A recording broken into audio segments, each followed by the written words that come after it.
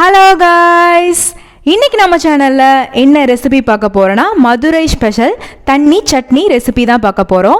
அதுக்கு முன்னாடி சேனல் இன்னும் சப்ஸ்கிரைப் பண்ணலைன்னா சப்ஸ்கிரைப் பண்ணிக்கோங்க. வாங்க வீடியோக்குள்ளே போகலாம். இந்த தண்ணி சட்னி மோஸ்ட்லி நம்ம வெளியில் நிறைய இடத்துல பார்த்துருப்போம். தள்ளுவண்டியில் இல்லைனா வண்டி கடையில் விற்பாங்க. அந்த டேஸ்ட்டை எப்படி வீட்டிலே செய்கிறதுன்றதான் இந்த வீடியோவில் பார்க்க போகிறோம். வாங்க வீடியோக்குள்ளே போகலாம். ஃபஸ்ட்டு ஒரு பேனில் 2 டீஸ்பூன் எண்ணெய் ஆட் பண்ணிக்கலாம். அதுக்கப்புறம் பெரிய வெங்காயம் 1-2 நல்லா நீளமாக நறுக்கி ஆட் பண்ணிக்கோங்க. இதை ஃபஸ்ட்டு லைட்டாக வதக்கி விட்டுக்கோங்க.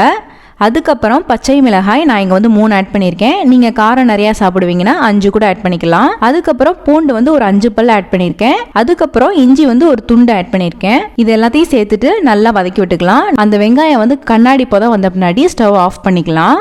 இப்போ நம்ம வதக்கி வச்சது எல்லாமே நல்லா கம்ப்ளீட்டாக ஆற வச்சு எடுத்துக்கலாம். அது நல்லா ஆறின பின்னாடி ஒரு மிக்சி ஜாரில் நம்ம வதக்கி வச்சுருக்கிறது எல்லாமே ஆட் பண்ணிக்கலாம். ஆட் பண்ணிவிட்டு பொட்டுக்கடலை 1/4 கப் அளவுக்கு ஆட் பண்ணிக்கோங்க. அதுக்கப்புறம் கல்லுப்பு 1 டீஸ்பூன் ஆட் பண்ணிக்கோங்க.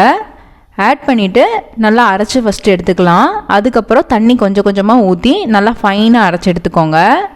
இப்போ பார்த்தீங்கன்னா இந்த மாதிரி நல்லா ஃபைனாக அரைச்சி எடுத்துக்கோங்க. இப்போ அதே பேன்லேயே 1 டேபிள் ஸ்பூன் அளவுக்கு ஆயில் ஆட் பண்ணிக்கோங்க. ஆட் பண்ணிவிட்டு கடுகு 1 டீஸ்பூன் ஆட் பண்ணிக்கோங்க. உளுந்து 1 டீஸ்பூன் ஆட் பண்ணிக்கோங்க. கருவேப்பிலை கொஞ்சமாக ஆட் பண்ணிக்கோங்க. அதுக்கப்புறம் வரமிளகாய் 2 ஆட் பண்ணிக்கோங்க. பொடிசா நறுக்குன சின்ன வெங்காயம் கொஞ்சம் ஆட் பண்ணிக்கோங்க. இது எல்லாத்தையும் சேர்த்துட்டு நல்லா வதக்கிக்கலாம்.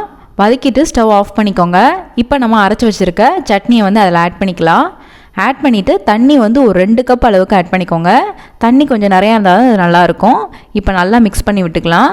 பார்த்தீங்கன்னா தெரியும் இந்த அளவுக்கு கன்சிஸ்டன்சி இருக்கணும். உங்களுக்கு சட்னி ஒயிட்டாக வேணாம், கொஞ்சம் எல்லோயிஷ் ஆரஞ்சு கலரில் வேணும்னா நீங்கள் வெங்காயம் வதக்கும் போதே வரமிளகாயை ஆட் பண்ணிவிட்டு நல்லா வதக்கி அரைச்சிங்கன்னா அந்த கலரில் வந்துடும்.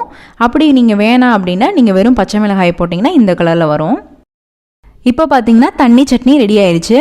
இதை நீங்கள் இட்லியில் நல்லா ஊற வச்சு சாப்பிட்டிங்கன்னா ரொம்பவே டேஸ்ட்டாக இருக்கும். அவ்வளோதான், ரொம்பவே ஈஸியான சிம்பிளான தண்ணி சட்னி ரெடி ஆயிடுச்சு. இந்த ரெசிபி உங்களுக்கு பிடிச்சிருக்குன்னு நினைக்கிறேன். பிடிச்சிருந்தா லைக் பண்ணுங்கள், ஷேர் பண்ணுங்கள், கமெண்ட் பண்ணுங்கள். மறக்காமல் சேனலை சப்ஸ்கிரைப் பண்ணுங்கள். இன்னொரு வீடியோவில் பார்க்குறேன். பாய்.